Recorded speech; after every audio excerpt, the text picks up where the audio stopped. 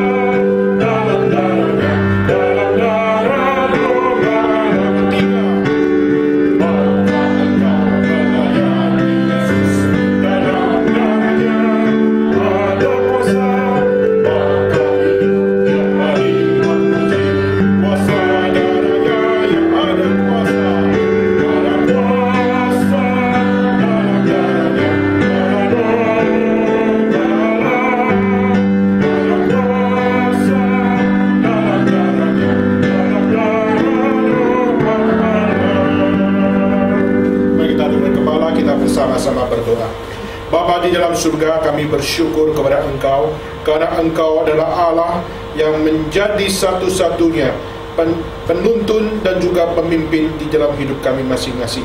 Kami bersyukur anak Tuhan yang sudah memberikan gereja untuk menjadi akan kebutuhan yang paling hakiki, untuk menjadi satu agen bagaimana gereja berfungsi untuk membawa setiap orang, setiap ras, dan juga setiap komunitas untuk bersama-sama dapat melihat bahwa Tuhan adalah Tuhan, dan bagaimana gereja kembali kepada apa yang Tuhan pimpin untuk setiap jemaat, setiap jiwa dapat mengenal akan kebenaran yang sejati, mengenal akan jalan keselamatan yang teragung, dan juga bagaimana kami dapat melihat kesucian yang abadi, yaitu hanya di dalam Allah, di dalam Kristus, di dalam penyertaan Roh Kudus, di dalam gereja-Mu.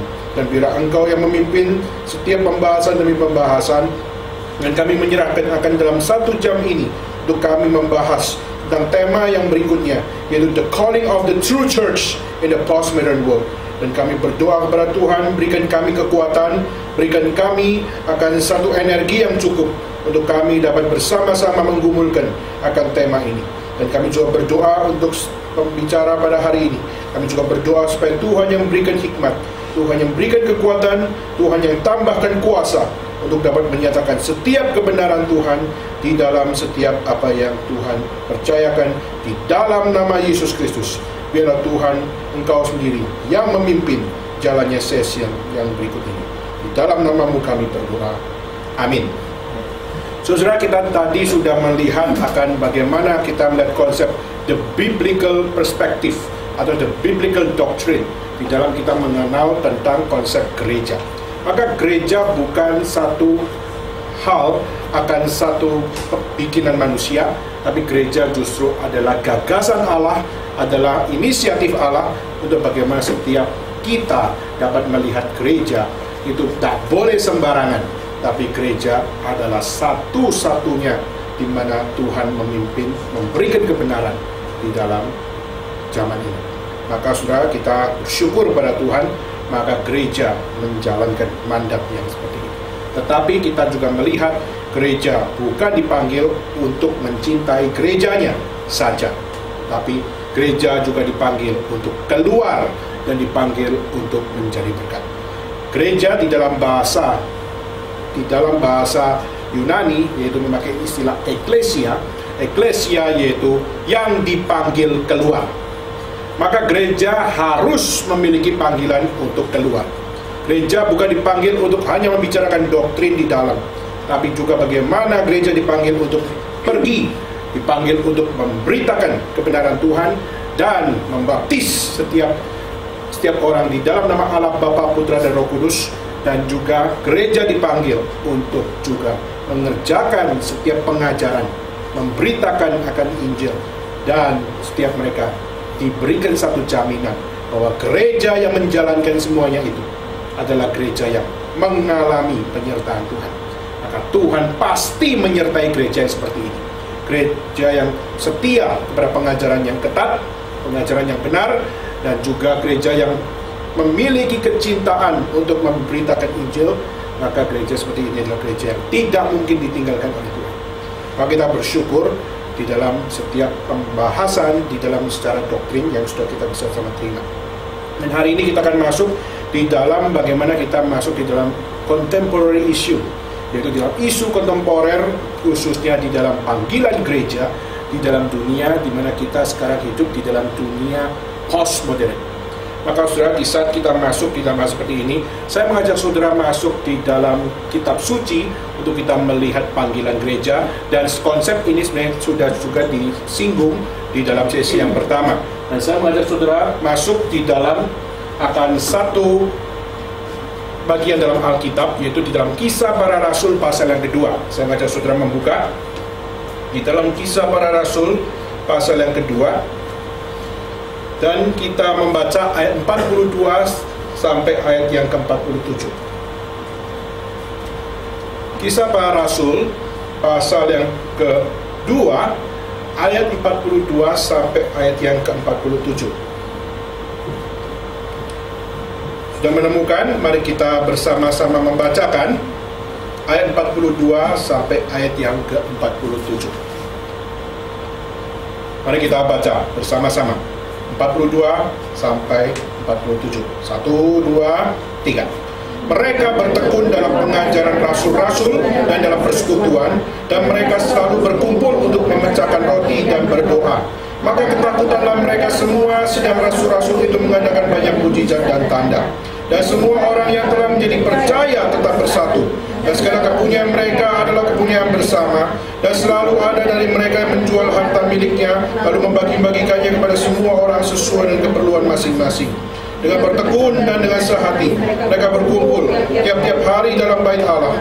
Mereka memecahkan roti di rumah masing-masing secara bergilir dan makan bersama-sama dengan gembira dan dengan tulus hati, sambil memuji Allah. Dan mereka disukai semua orang, dan tiap-tiap hari Tuhan menambah jumlah mereka dengan orang yang diselamatkan. Saudara, pada saat kita melihat bagaimana kita membaca bahwa devotional life tidak bisa dilepaskan dari gereja. Kita melihat bagaimana devotional life adalah panggilan gereja, untuk bagaimana gereja harus untuk memiliki akan satu ketekunan, untuk bagaimana mereka bertekun. Dan kita melihat gereja tidak bisa lepas dari sebuah perseverance. Dia tidak bisa lepas dari sebuah hal, satu sama lain belajar untuk bertekun, belajar untuk memaksa diri untuk belajar. Dan bagaimana sesamanya di dalam gereja sama-sama saling belajar untuk rajin, saling belajar untuk bagaimana mengkaitkan satu dengan yang lain. Di dalam khususnya kita melihat di dalam persekutuan. Dan kita melihat ada 3 prinsip yang muncul di dalam bagian ini, yaitu kita bisa melihat di dalam PPT, yaitu ada koinonia. Koinonia yaitu bicara tentang fellowship. Kita di dalam gereja tidak bisa lepas dari apa namanya sebuah fellowship. Maka kita dipanggil untuk bertekun. Tetapi kita bukan dipanggil bertekun untuk untuk enak-enak, tapi kita bertekun untuk kita bersama-sama mengalami sebuah fellowship. Tapi pertanyaannya, what kind of fellowship? Fellowship yang bagaimana? Yang menjadi satu konsep di dalam gereja yang seharusnya ada. Dan bagaimana gereja seharusnya memiliki akan satu fellowship. Saudara, kata koinonia itu di dalam bahasa Greka itu artinya adalah nongkrong. Kalau kita pakai bahasa lebih santai, yaitu nongkrong. Dan di dalam bahasa Greka, pada saat memakai istilah nongkrong atau akrab, atau juga masuk di dalam satu hal, satu sama lain, berkumpul dengan satu common. Apa itu satu common? Dengan satu hal yang sama. Semua berkumpul karena ada pada satu hal yang sama. Dan kata koinonia ini juga bukan hanya dipakai di dalam gereja saja, tetapi kata koinonia juga dipakai di luar gereja. Dan kalau saudara melihat di Greka, itu di Yunani, saudara, kalau kita melihat kata koinonia dipakai, pertama dipakai di dalam government. Pada saat mereka mengadakan meeting besar untuk membicarakan tentang apa yang menjadi tema-tema kesulitan dari government untuk mengatur untuk kerakyatan, maka mereka pada saat berkumpul, perkumpulan itu dikatakan koinonia. Lalu kedua, yaitu juga di dalam family.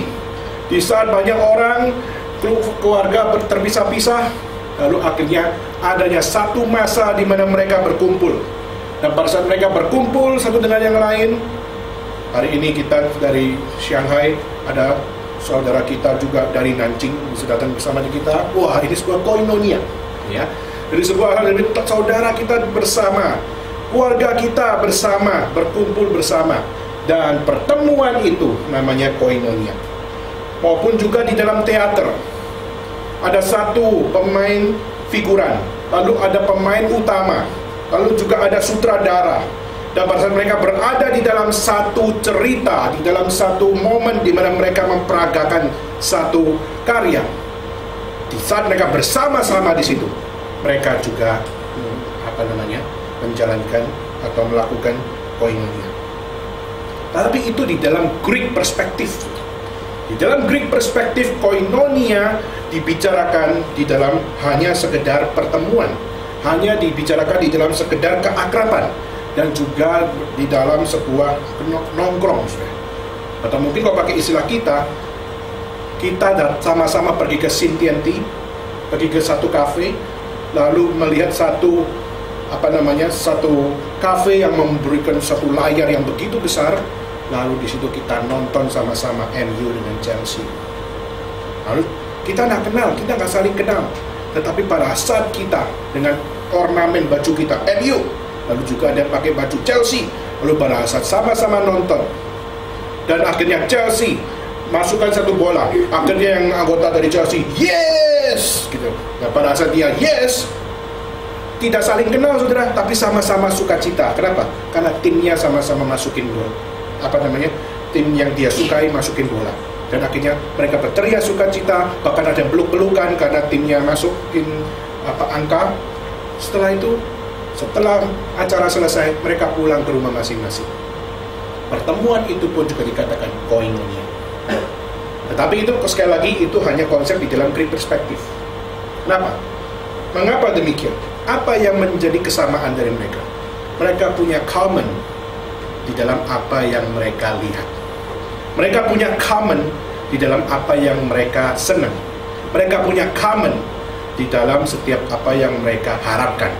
Mereka punya common dengan setiap apa yang menjadi perspektif mereka. Mereka sama-sama melihat I love Chelsea, lalu sama-sama mereka melihat I love MU. Maka sudah disitulah pada saat mereka melihat kata koinonia terjadi di dalam momen pertemuan mereka, tetapi itu hanya di dalam area keakraban. Kalau gereja cuma hanya stop sampai di sini, gereja akan cukup akrab, tetapi gereja tidak punya esensi di dalam koinonia. Apa bedanya koinonia gereja dengan koinonia di dalam Greek perspektif?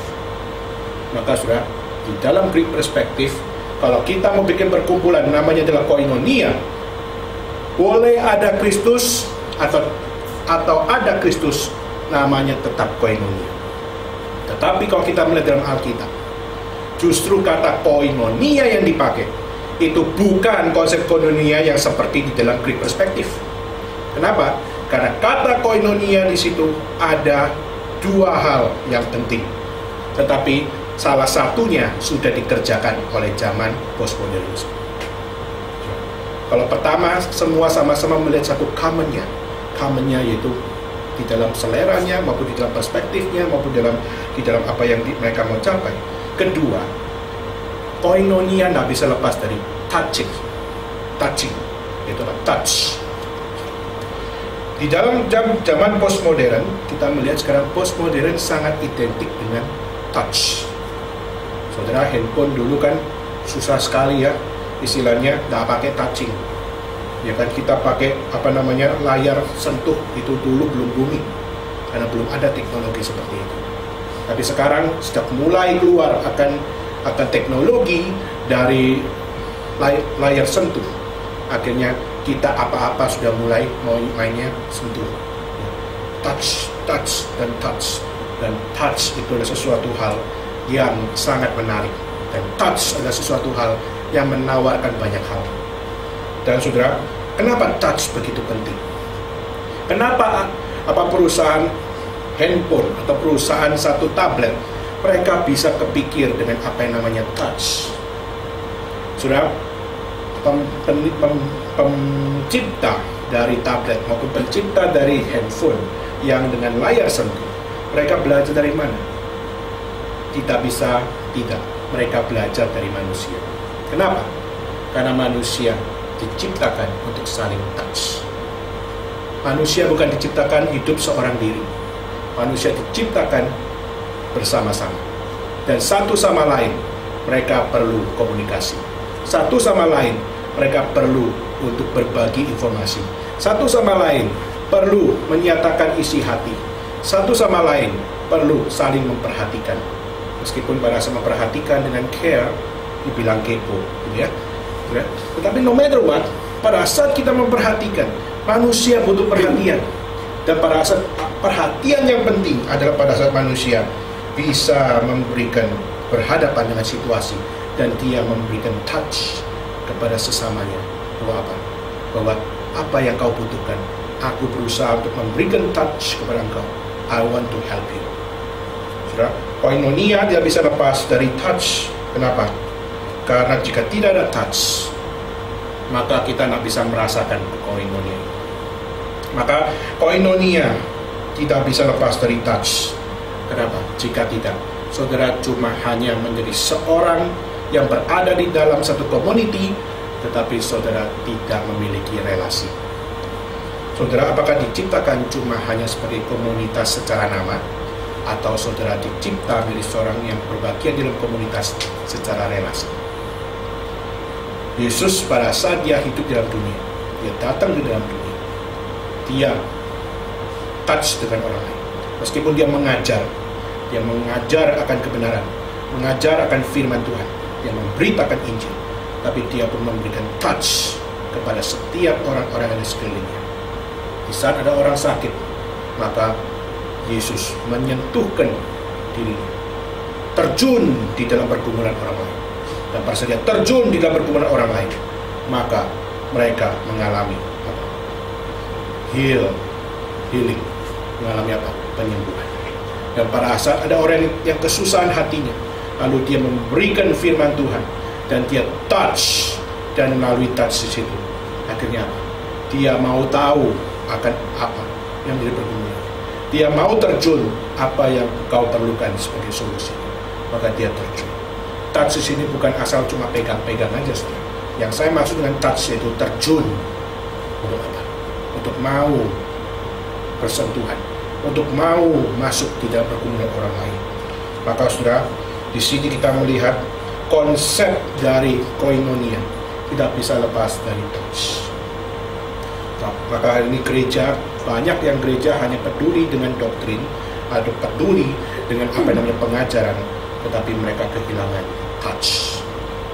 Tetapi sudah, jika kita hanya stop sampai gereja hanya butuh dengan satu common, yaitu hanya mencari kesamaan atau hanya melihat kepada touch saja, maka itu tidak beda dengan koinonia yang kembali dari perspektif orang-orang Greek.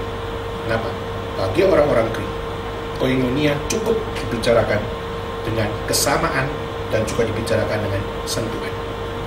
Tetapi kalau kita melihat justru perbedaan gereja dengan perspektif dari Greek adalah di saat gereja memiliki akan hal yang mendasari seluruh touch dan mendasari setiap apa yang dilihat sama atau common, itu adalah di dalam spirit, yaitu di dalam konsep perspektif Allah sendiri. Maka saudara, pada saat kita menjalankan koinonia kita, tapi kembali kepada konsep Allah, kembali kepada apa yang harusnya kita lihat sama-sama dan apa yang seharusnya kita care sama-sama, maka gereja dapat menjalankan fellowship yang sejati. Tetapi ini harus menjadi satu hal yang harus kita baca di dalam diri kita masing-masing, saudara. Kenapa? Jika kita tidak punya perspektif yang benar, kalau kita nggak punya akan satu hal common atau punya touch yang benar, maka semuanya itu hanyalah tipuan yang ada di dalam gereja. Saudara, ini menjadi satu hal yang mari kita sama-sama untuk melihat. Gereja bukan dipanggil untuk menjadi gereja yang sama dengan dunia. Gereja justru dipanggil menjadi satu-satunya representatif Allah di dalam dunia ini yang mewakili akan apa yang ditentukan oleh Spirit yang memproses kita untuk kita care terjun ke dalam di dalam konsep yang kita lihat di dalam perspektif Tuhan. Maka ini menjadi satu hal bagaimana koinonia di sini. Berarti pada saat kita membaca tadi, yaitu mereka bertekun di situ, bertekun untuk bersama-sama masuk di dalam sebuah persekutuan. Maka persekutuan di situ kita tidak boleh sembarangan bersekutu, kita tidak boleh sembarangan berkumpul, kita tidak boleh sembarangan hanya nongkrong saja atau hanya masuk di dalam sebuah keakraban secara luar atau keakraban secara suplemen, tetapi kita nggak punya keakraban secara esensial. Jika kita hanya memiliki keakraban dan kita puas hanya dengan keakraban itu saja, kita berdosa di hadapan Tuhan. Fungsi gereja belum masuk di dalam hal yang sejati. Maka apa yang dapat menyatukan kita? Gereja seharusnya membawa setiap jemaat dan pengunjung untuk apa? Dan saya melihat bagaimana mereka bertekun di dalam persekutuan. Di situ mereka tidak boleh lepas dari apa? Mereka tidak boleh lepas dari pengajaran. Mereka harus diajar. Pada saat mereka nongkrong bersama, pada saat mereka berkumpul bersama, dan pada saat mereka memiliki sebuah community bersama, community itu harus di dalam satu pengajaran. Tidak boleh lepas dari doktrin, tidak boleh lepas dari firman Tuhan yang menjadi dasar dari komunitas itu. Jika tidak, maka gereja cuma sekumpulan orang dengan common yang sama, dengan touch yang mereka bikin sesuai dengan selera mereka, tanpa spirit, tanpa perspektif Tuhan memimpin, dan tanpa Roh Kudus bekerja terus. Maka saudara, di saat kita melihat di sini, maka koinonia, fellowship harus menjadi concern kita, yaitu apa?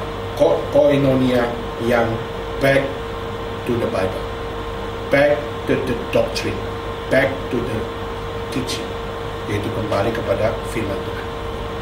Maka saudara, hari ini mari kita membedakan yang mana komunitas gereja, yang mana yang bukan komunitas gereja, yang mana adalah perkumpulan orang-orang kudus, yang mana perkumpulan orang-orang dunia. Dan bagaimana kita bisa memilah itu dan kita bisa menyadari bahwa gereja bukan diberikan oleh Tuhan kepada kita di dalam konsep kesembarangan, tetapi ada jalurnya, ada ordernya, ada ketetapannya, yaitu gereja harus satu visi di dalam apa yang kita lakukan. Maka koinonia ini harus menjadi poin penting. Kedua, yaitu marturia, yaitu bagaimana gereja tidak bisa lepas dari pemberitaan Injil. Sebenarnya kata marturia bukan fokus kepada evangelization atau evangelize, tapi sebenarnya marturia lebih kepada memberikan kesaksian tentang apa yang Kristus kerjakan, memberikan kesaksian tentang apa yang Tuhan lakukan, dan memberikan kesaksian apa yang menjadi esensi pengajaran dari Yesus Kristus. Tetapi akhirnya dari kata marturia di situ akhirnya dibulatkan di dalam satu statement, yaitu melakukan penginjilan, memberitakan Injil. Tapi kata marturia sebenarnya memiliki satu spirit, yaitu apa?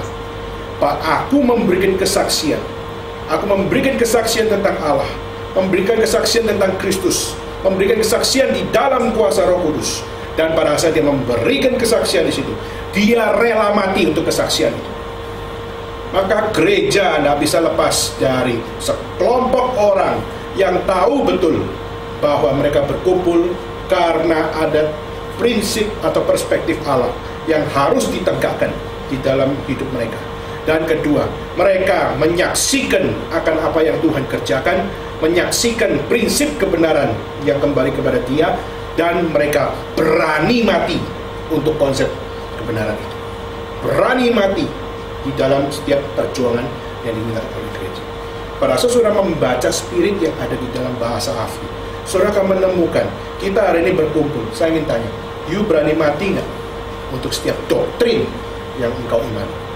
Kau berani mati nggak untuk setiap apa yang menjadi konsep yang saudara percaya?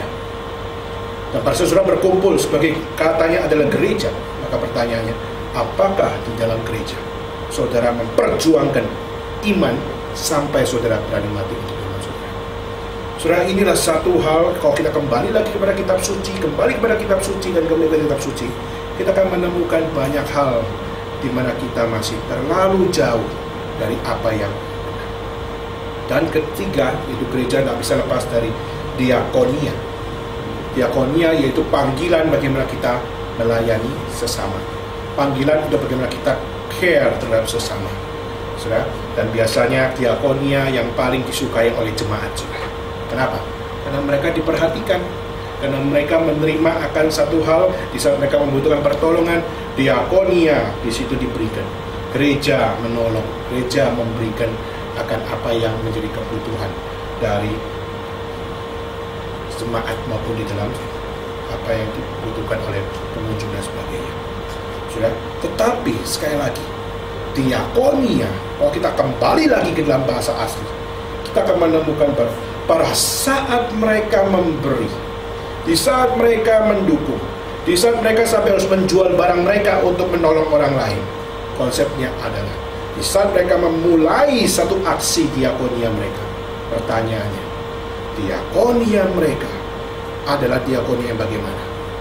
Maka kalau kita kembali kepada bahasa asli, kita akan menemukan bahwa pada saat mereka melakukan diakonia, pada saat mereka memecahkan roti, lalu pada saat mereka membagikan kepada orang lain, bahkan hartanya dibagikan kepada orang lain, mereka memberikan itu bukan kepada orang-orang yang di sekelilingnya. Dan pada saat mereka memang secara tangan dia memberikan kepada orang-orang di sekelilingnya, memberikan kepada jemaat, memberikan kepada orang miskin, memberikan kepada orang-orang yang membutuhkan. Tetapi pada saat dia memberikan bukan dengan seperti seorang yang lebih kaya memberikan kepada orang yang lebih miskin. Tidak. Tapi pada saat dia memberikan diakonia, mereka tahu siapa Tuhan. Dan pada saat mereka memberi, pemberian itu bukan seperti pemberian kepada manusia, tapi itu adalah pemberian kepada Tuhan. Maka pada saat dia memberikan kepada orang lain pun, dia punya hati yang takut kepada Tuhan. Tuhan, aku memberikan kepada orang lain, aku membantu orang lain. Tapi pada saat aku membantu, aku takut. Kenapa? Mungkin pada saat aku membantu, Tuhan menolak saya. Pada saat saya membantu orang lain, mungkin Tuhan tidak berkenan. Kenapa? Karena mungkin pemberianku adalah pemberian yang kurang tulus, atau pemberianku adalah pemberian yang masih tidak terpaut di mata Engkau ya Tuhan. Maka saudara, kalau kita mau kembali ke dalam-dalamnya, kita akan menemukan gereja dipanggil not so simple. Gereja dipanggil di dalam dunia ini tidak segampang yang saudara kira. Perlu pertanggungjawaban kekal. Perlu akan pertanggungjawaban secara spiritual di hadapan Tuhan. Maka itu menjadi satu hal, bertekun di dalam persekutuan. Dari situ kita bisa lepas dari sebuah devotional life, untuk kita mengkaitkan segala sesuatu di dalam Tuhan. Maka saudara, pada saat kita melihat di sini, maka gereja harus menjalankan akan tiga hal ini. Tetapi bagaimana kita mempelajarinya? Next, yaitu kita harus belajar menjadi gereja yang benar. Pertanyaannya, gereja yang benar adalah gereja yang bagaimana? Maka bagian yang pertama, gereja yang benar adalah gereja yang belajar. Pada saat kita melihat itu tadi apa yang kita baca, mereka bertekun dalam pengajaran rasul-rasul. Mereka harus memaksa diri untuk belajar di dalam doktrin. Harus belajar untuk apa? Untuk menemukan esensi iman. I know whom I believe. Aku tahu apa yang aku percaya. Dan dari mana aku bisa tahu apa yang bisa aku percaya kalau saya tidak belajar? Maka di dalam tradisi Chinese, Konghucu pada saat dia mengatakan setiap orang harus bukan hanya menjadi seorang yang punya ren, bukan punya kemanusiaan, tetapi engkau juga punya semangat xue, harus punya semangat belajar. Kenapa? Dengan engkau belajar, maka engkau tahu bagaimana seharusnya mempermanusiakan manusia sebagai manusia. Maka dengan engkau belajar, maka engkau tahu bagaimana engkau melakukan kebajikan kepada orang yang membutuhkan. Dan dengan engkau punya semangat belajar, maka kamu baru bisa dapat menjadi seorang yang menjalankan atau menjalankan ritual atau menjalankan tata krama sesuai dengan ketetapan secara tradisi. Maka kita melihat dari luar gereja, tradisi Chinese saja, semangat xue menjadi satu penentu di dalam kita menjalankan hidup kita. Maka di dalam gereja kita melihat Tuhan juga menuntut jemaat. Tuhan juga menggelisahkan setiap orang-orang Kristen untuk apa? Jangan engkau lupa bahwa engkau dipanggil untuk belajar. Dan untuk belajar perlu ketekunan. Kenapa? Di saat kita belajar, kita seringkali digoda dengan kemalasan. Ya, saudara pasti punya pengalaman malas, bukan? Di sekolah, saudara. Dan saudara mungkin punya pengalaman untuk kemalasan itu, saudara bolong-bolong sekolah, gitu kan? Kenapa? Karena saudara bergumul untuk bertekun untuk di dalam pengajaran tidaklah mudah. Dan itu juga bukan berarti gereja sudah tidak lagi memberikan tuntutan itu. Gereja juga memberikan tuntutan, yaitu bagaimana kita harus belajar untuk apa? Khususnya mengerti apa yang disiarkan oleh para rasul. Kalau saudara melihat kenapa rasul menjadi penting, kenapa nggak sebut nabi, saudara?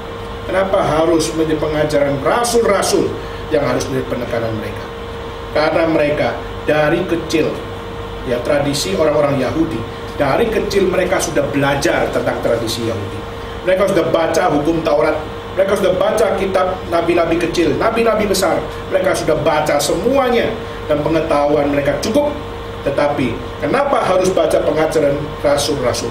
Karena di dalam pembacaan Yahudi, di dalam hukum Taurat maupun dalam kitab nabi kecil maupun nabi besar, setiap mereka hanya membicarakan tentang konsep Mesias, konsep tentang juru selamat. Tapi pertanyaannya, siapakah yang menggenapi juru selamat? Maka sampai sekarang mereka masih belum memiliki akan jawaban tentang siapakah yang menjadi Mesias yang menggenapi akan apa? Menggenapi akan kitab dari hukum Taurat dan juga kitab dari nabi-nabi. Tetapi pada saat kita melihat mengapa mereka bertekun di dalam pengajaran rasul-rasul, karena melalui pengajaran rasul-rasul mereka mempelajari tentang menemukan siapa yang menjadi juru selamat dan siapa yang menjadi penggenap dari setiap nubuat-nubuat yang perjanjian lama. Maka mereka harus belajar. Mereka harus untuk apa? Mereka harus untuk tertekun di dalamnya. Maka itu hal yang pertama, berarti doktrinal tidak boleh di-stop di dalam oleh gereja. Gereja harus tetap mengajarkan kebenaran. Enak tidak enak di telinga jemaat, harus diberitakan. Kenapa? Karena itulah panggilan gereja. Maka di saat kita melihat di sini, gereja nggak boleh mendelay pengajaran. Di saat jemaat lebih suka nyanyi daripada dengar kebenaran, maka jemaat itu harus bertobat. Kenapa? Karena yang menyelamatkan engkau bukan nyanyian kamu. Yang menyelamatkan engkau adalah firman yang menjadi daging, firman yang memberikan jalan keselamatan melalui hidupnya, dan firman yang membawa engkau memberikan kekekalan di dalam kehidupan di kembali kepada Dia. Itu hal yang pertama, saudara. Hal yang kedua, Itu gereja dipanggil untuk mengasihi. Dan pada saat kita melihat di sini, mereka bertekun dalam pengajaran Rasul dan dalam persekutuan. Dan di dalam persekutuan di sini, gereja harus mendasarkan persekutuan mereka di atas dasar apa? Maka saudara, gereja harus mendasarkan setiap pengajaran dan juga setiap persekutuan mereka di dalam cinta kasih. Cinta kasih di sini adalah cinta kasih Allah. Bagaimana kita belajar untuk bagaimana kita punya common yang sama. Setiap kita adalah manusia yang berdosa. Setiap kita tidak punya akan jalan. Kita tidak punya kebenaran. Kita tidak punya hidup yang kekal. Maka saudara, di sini hanya satu-satunya yang mengasihi saudara dan saya, yaitu Allah. Dan Allah sudah memberikan gerejanya, mendirikan gerejanya untuk setiap kita dapat melihat segala sesuatu. Kenapa ada doktrin? Kenapa ada satu fellowship? Semua adalah dari dasar kasih Allah, sehingga kita dapat sama-sama menikmati akan sebuah koinonia. Kita dapat menikmati sebuah fellowship bersama-sama.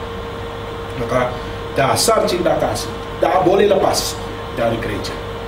Maka gereja akan menjadi gereja yang kering, dan gereja akan tidak punya cinta kasih yang ada benci atau yang ada di dalamnya cuma keegoisan diri. Ketiga, yaitu gereja dipanggil untuk beribadah, saudara. Kalau kita melihat mereka bertekun dengan sehati, mereka berkumpul tiap-tiap hari di dalam bait Allah, dan dicatat di situ mereka bersama-sama di sana dengan gembira, dan dicatat di sana mereka bersama-sama tulus hati memuji Allah, dan mereka mengalami akan pertambahan secara kuantitas. Seringkali kita menganggap gereja yang benar adalah gereja yang jumlahnya banyak. Kita seringkali menganggap gereja yang benar adalah gereja yang secara kuantitas penuh.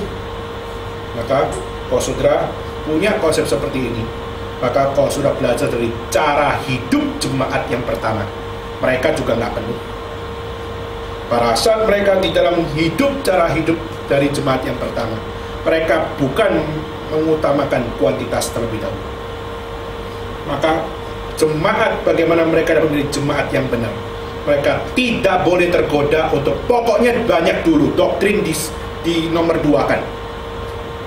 Maka gereja bukan dipanggil itu. Gereja harus prinsip jelas. Gereja kembali kepada firman yang bagaimana, cinta kasih yang bagaimana, dan bagaimana gereja harus memiliki konsep worship yang bagaimana.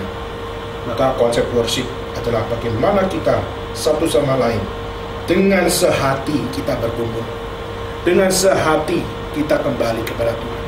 Pada saat kita memuji, pada saat kita berdoa, pada saat kita mendengar firman, semuanya harus dimulai dengan orang-orang yang mau sehati mencari Tuhan. Maka worship di sini adalah justru di saat saudara beribadah, saudara sedang belajar untuk menerapkan doktrin saudara. Di saat saudara worship, disitulah saudara sedang menerapkan bagaimana belajar mengasihi Tuhan dan mengasihi sesama. Pada saat saudara worship, saudara sedang belajar untuk bagaimana saudara mempercayai Tuhan, dan melalui worship saudara belajar untuk mengimani itu. Saudara, di dalam Yesaya pasal 6, Yesaya pasal 6 itu dikenal sebagai the liturgy of the Reformed worship, yaitu bagaimana kita belajar untuk melihat worship yang benar adalah worship yang bagaimana. Di dalam Yesaya pasal 6 kita belajar pertama, yaitu kita harus belajar tentang doktrin Allah, mengenal siapakah Allah yang kita sembah. Maka pada saat Yesaya melihat ke atas, dia melihat Tuhan ada di sana. Ada di sana, ada di mana? Ada di dalam tempat kudusnya, dan ujung jubahnya memenuhi bait suci. Dan pada saat dia ada di sana dan dia ada di sini, maka berarti kita punya konsep Allahku adalah Allah yang ada di surga, tapi juga Allahku adalah Allah yang ada di bumi. Dan karena Allahku adalah Allah yang ada di surga, dan dia juga adalah Allah yang ada di bumi, maka saya tidak boleh sembarangan beribadah. Saya tidak boleh sembarangan worshiping Him. Kenapa? Karena Allah yang kusembah ada di sana dan Dia ada di sini, maka saya tidak boleh sembarangan.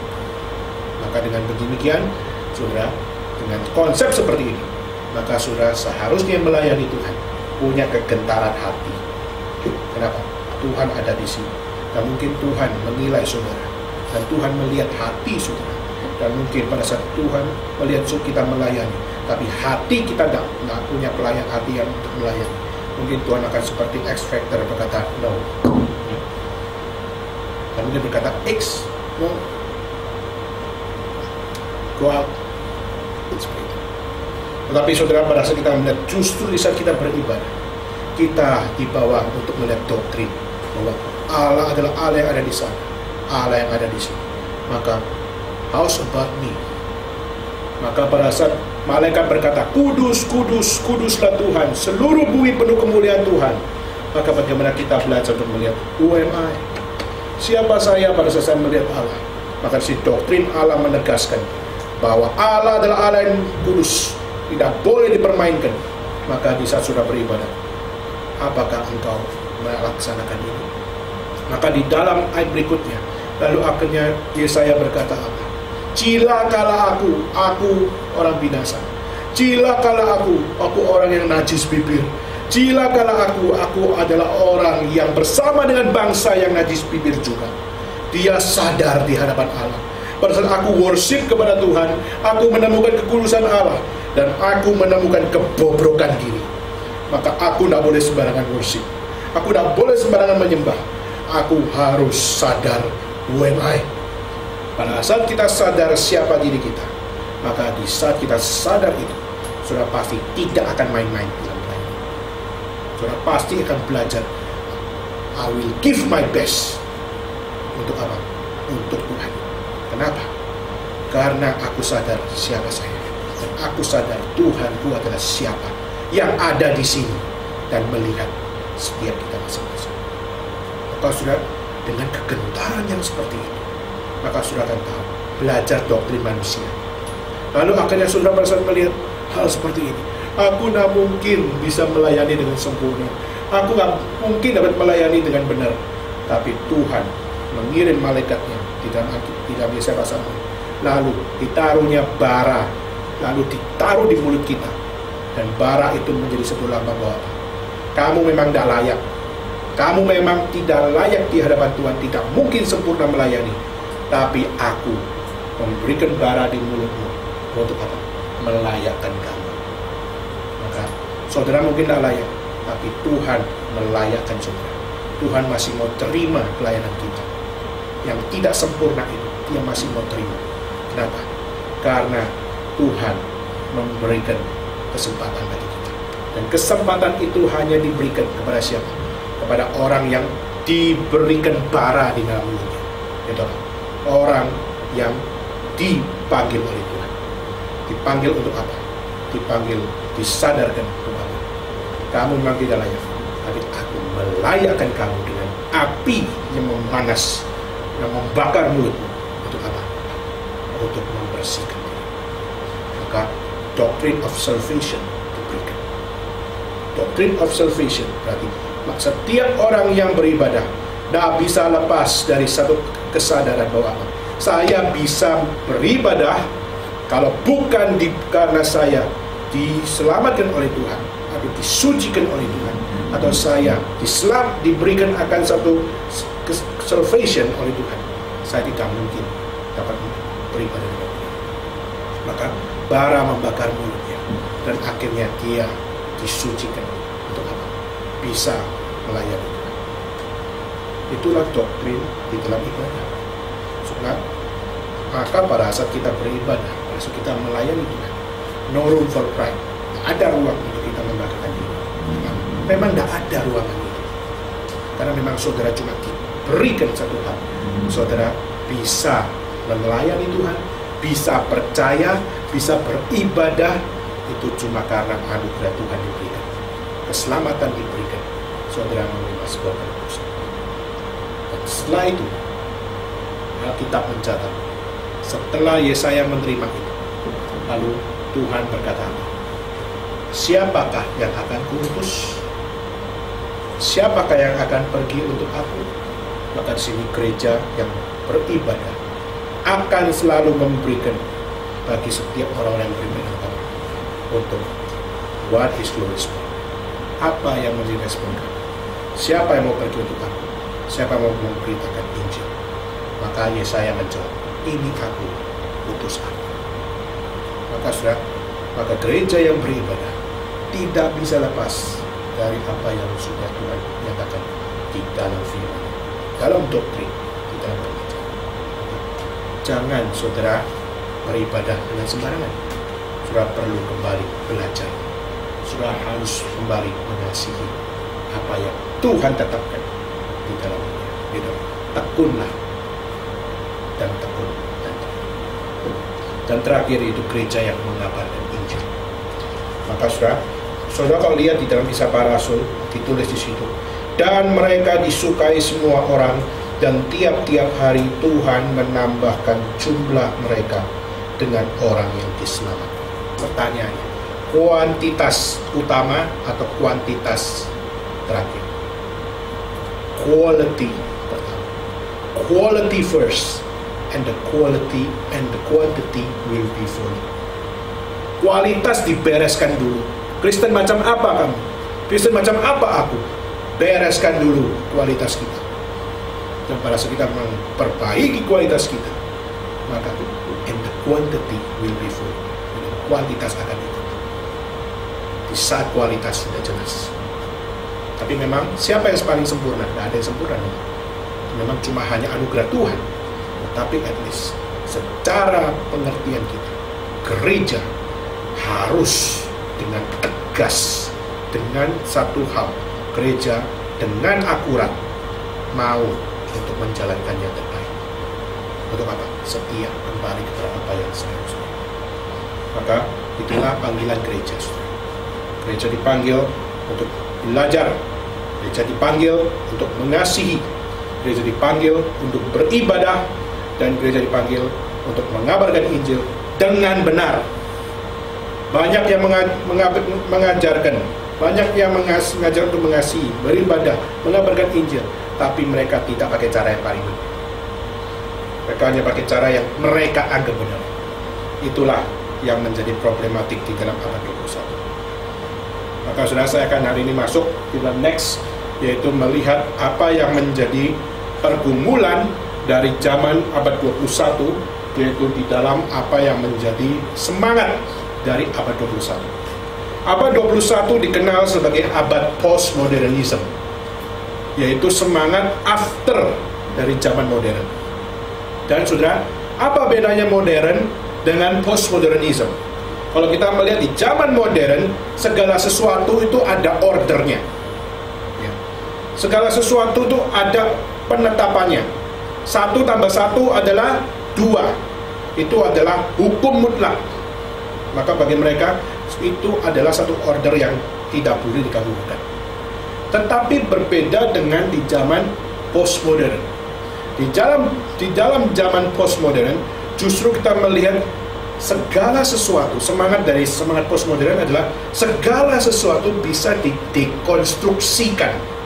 Dekonstruksi itu apa saudara? Dekonstruksi itu ditata ulang, dibongkar ulang. Segala sesuatu bisa diatur. Nah itu kalau di dalam bahasa Indonesia itu, segala sesuatu bisa diatur. Dan kata dekonstruksi itu adalah satu kata bagaimana segala sesuatu bisa dibongkar ulang dengan satu hal apa? Semua bisa disesuaikan. Bukankah kita sering dengar kata seperti ini, bukan? Segala sesuatu bisa disesuaikan. Sesuai siapa? Sesuai selera. Selera siapa? Selera Anda. Jadi kalau gereja postmodernisme adalah jemaat ini sekarang kalian suka selera yang bagaimana? Misalnya, saudara lebih suka lampunya ganti lampu disko semuanya. Maka gereja postmodern akan mempersiapkan lampu disko. Dan saudara nyanyi lagu pertama tadi. Saya nyanyi lagu Api Zaman, lampu diskonya nyala semuanya. Itu adalah gereja yang mendekonstruksikan dirinya. Ikut permainan perspektif interpretasi selera siapa? Selera, bukan selera firman Tuhan. Tetapi firman Tuhan didekonstruksikan untuk mengikuti selera pasar, atau mengikuti selera zaman, atau mengikuti selera dari jemaat. Saudara, kalau gereja yang postmodernisme itu pasti gereja yang saudara pasti suka. Kenapa? Semua ikut selera Anda. Lagunya ikut selera Anda. Khotbahnya ikut selera Anda. Apapun yang saudara mau bisa direalisasikan oleh gereja. Maka saudara bisa jadi laupan untuk gereja. Tetapi apakah demikian? Fakta yang seharusnya gereja bisa didekonstruksikan oleh manusia, atau gereja justru adalah representatif Allah, mengajar kepada jemaat, mengajar kepada dunia kembali kepada jalan yang benar. Maka ini semangat postmodernisme, yaitu semangat dekonstruksi yang seenaknya sendiri menurut selera siapa untuk melaksanakan sebuah perombakan. Maka saya sangat takut GRI Shanghai jika tidak kembali kepada core yang benar, maka GRI Shanghai pun bisa didekonstruksikan oleh Anda. Tapi kita berharap tidak. GRI Shanghai tetap adalah gereja yang kembali berakar kepada doktrin. Tidak peduli saudara suka tidak suka, saudara harus belajar. Karena kebenaran yang dipakai bukan kebenaran yang bisa di-delete oleh siapapun, lalu dimasukkan dalam recycle bin, dan akhirnya forever and ever saudara bisa buang. Tidak bisa. Kebenaran Allah adalah kebenaran Allah, dan the existence of the one and only truth tidak bisa dilupakan oleh siapa. Maka itu adalah semangat postmodernisme, yaitu deconstruction. Mungkin someday saya akan bahas tentang konsep dekonstruksi dari postmodernisme, mungkin dari beberapa dua tiga tokoh, untuk kita bisa belajar dari konsep dekonstruksi. Saya akan bahas sekarang ini.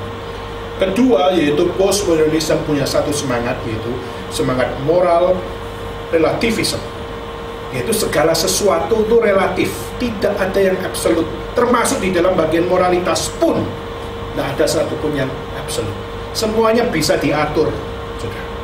Jadi segala sesuatu relatif, tidak ada yang absolut. Kalau ada yang absolut, seperti tadi yang penginjil Claudia katakan, kalau ada yang absolut itu harus dihancurkan.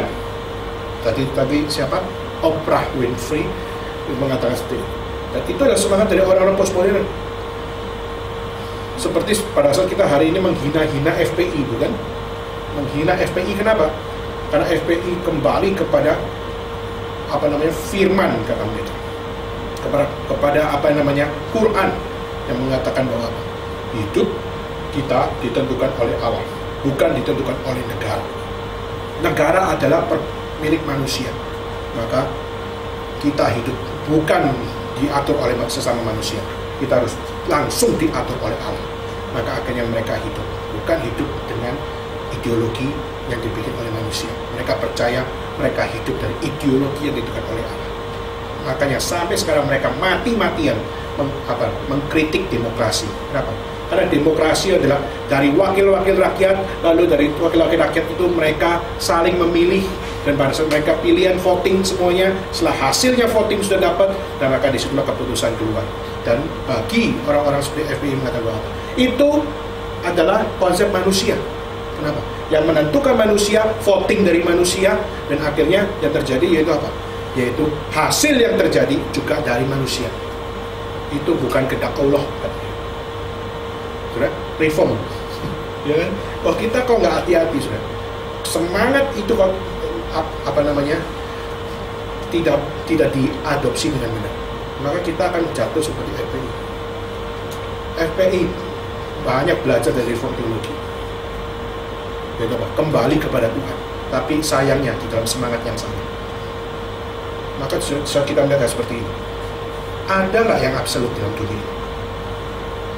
Ada nggak yang absolut di dalam diri saudara? Kalau saudara bilang nggak ada yang absolut dalam dirimu, saudara laki atau perempuan? Apakah saudara bisa laki? Apakah saudara bisa perempuan? Kalau saudara nggak bisa membedakan, ya memang relatif enggak. Ya. Tapi pada saudara, saya laki, jelas saya laki, absolut, maka sudah di situ sudah tahu siapa dirinya.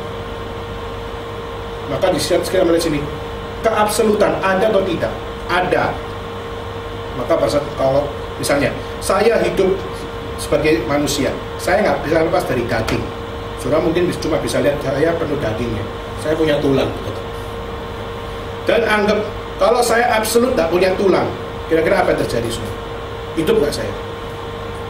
Saya hidup tanpa tulang. Saudara kan lihat daging lagi jalan, ya kan? Daging lagi jalan, jelek banget. Tapi pada saat saya punya tulang, absolut, dan disitu orang bisa lihat, oh ada eksistensinya, oh ada prinsipnya, oh ada penopangnya, dan itu jelas. Maka moral relativism mengatakan bahwa there is no absolute in this world. Everything relatif, everything bisa dirubah, segala sesuatu bisa diedit seperti Photoshop. Ya. Hidup saudara itu seperti Photoshop, you can delete everything, you can change everything because you can do it, karena kamu bisa lakukan itu bagi orang-orang postmodern. Tapi justru kita melihat no. Hal yang ketiga, semangat dari postmodernisme yaitu semangat pluralisme. Pluralisme itu mengatakan bahwa apa? Bahwa tidak ada namanya the one and only God, itu tidak ada. Konsep tentang the one and only truth tidak ada. Tentang Tuhan itu semuanya relatif. Maka bagi mereka, jangan kamu bilang Allahmu adalah Allah yang paling benar. Bagi mereka itu yang harus dihancurkan. Justru kalau Allahmu adalah Allah yang sama dengan Allahku, itu yang justru benar. Maka itu adalah semangat dari postmodernisme. Maka semangat seperti Indonesia punya konsep tentang Bhinneka Tunggal Ika, meskipun berbeda tapi satu, itu sebenarnya semangat pluralisme. Dan semangat pluralisme itu dari mana? Seperti tadi Injil Claudia mengatakan, kebanyakan Indonesia itu orang apa? Orang Jawa. Maka tak heran semboyan dan juga semangat dari negara saudara Indonesia itu tak bisa lepas dari Jawa. Bahasa Sanskerta dipakai, Bhinneka Tunggal Ika. Penetapan konsep Bhinneka Tunggal Ika dari filsafat apa? Kalau saudara jeli belajar Indonesia atau kalau istilah keren itu filsafat Nusantara, saudara akan temukan akan satu hal, satu konsep yang menjadi dasar dari Bhinneka Tunggal Ika, yaitu manunggaling kawula Gusti. Mau ikut saudara?